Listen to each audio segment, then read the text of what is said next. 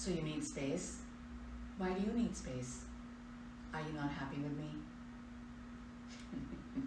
This is just a snippet of how the conversation goes between a couple. When one partner says, I need space. The statement, I need space, has a possibility of being perceived as rude, like, hey, get away from me.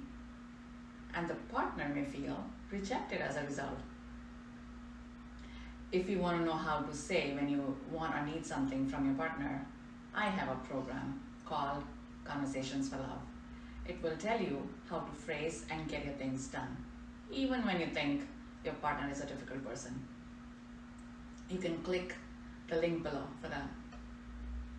So people, don't panic. If your partner says they prefer some personal space, emotional and physical.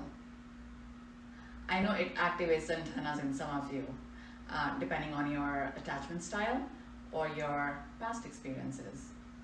You may fear, like, why my partner is going away from me? Are they not happy with me? What if they meet someone else and leave me? You know, those kind of thoughts come in your head. Hold on. This space thing can be a positive force in your relationship. Stay open to the idea for now and listen to your partner, what they have to say. And don't forget to remind your partner you are there to support them if they need it.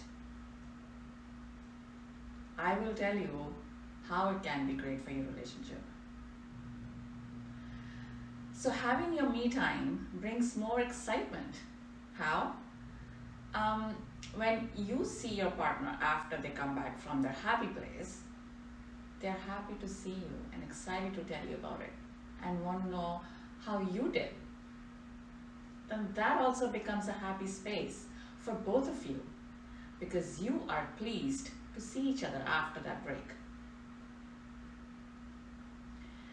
And everyone needs to be recharged, regardless whether they are extrovert, introvert, or an ambivert. Spending some time apart helps in recharging your batteries. It's like, when you feel rejuvenated after your visit to the spa or when you come back from your vacation. Some people, they wake up early before anyone else in the house or go to bed later so that they can have a little extra time for themselves.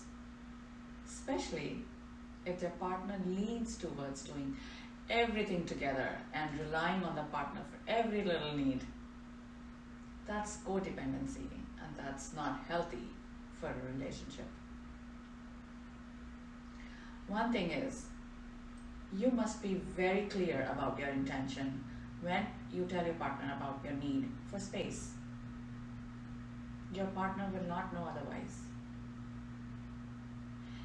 If you want to go out because you need a breather, time to think, just by yourself with your thoughts, or you need to process something, you have some kind of stress that you need to release, communicate that. Because sometimes what happens is, let's say for example, you tell your partner you are going to the grocery store thinking that you will have some you time. Your partner may offer to go with you because they simply want to be with you. What happens then? You're stuck. You'll be like, no, I was trying to get away and have some time with myself. So communicate, but tactfully. And let's be real. Everyone has some behaviors that, can annoy their partner. If you are with each other all the time, it amplifies it and it can turn into ugly conflicts. So if you involve yourself in activities you enjoy by yourself or with others, and then when you come back, those partners' behaviors will not annoy you that much.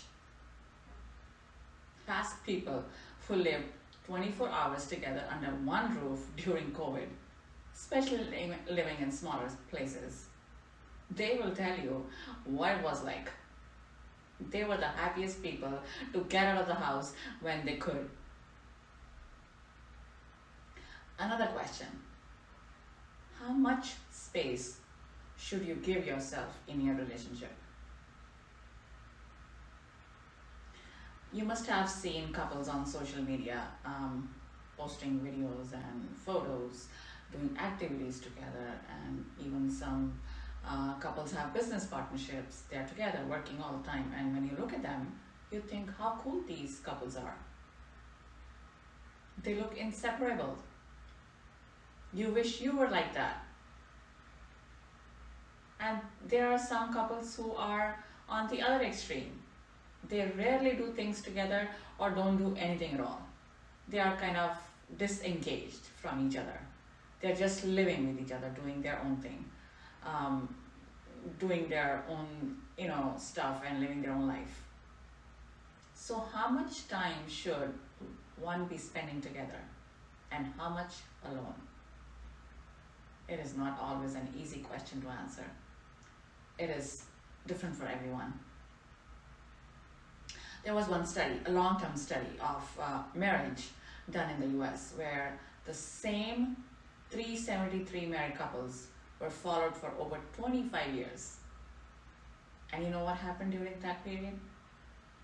46% of the couples got divorced. During that research, it was found that 31% of wives and 26% of husbands said they did not have enough privacy or time for self. Some experts suggest 70-30 rule for a happy and harmonious relationship, which means spending 70% of time together and 30% apart. That gives you enough freedom to explore your own interests while still being invested in your relationship. Now, I also know people who want and prefer a rule that is reversed, like 30-70, 30% time together and 70% apart. They value their freedom too much. And some couples don't mind living in separate places, cities, or even different states. That is a physical distance.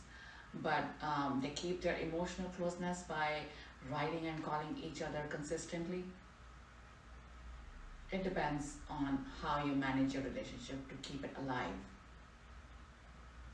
This kind of arrangement works for them. Because if you are too much away from your partner, then that creates distance and disconnection. And if you are with each other all the time, then you might feel a loss of freedom, loss of your identity, and feel suffocated. So there's always a conflict between separateness and togetherness, the need for freedom and the need for connection. It can be a tricky balance to accomplish. You're a couple. Yes, you are one team. You are in partnership. But you are an individual also. You need to take care of yourself first so that you can be effective in your partnership. To keep your relationship healthy, you need to keep yourself healthy first. Physically, emotionally, mentally, and spiritually. You have to see what you want and what works for you. So think about it.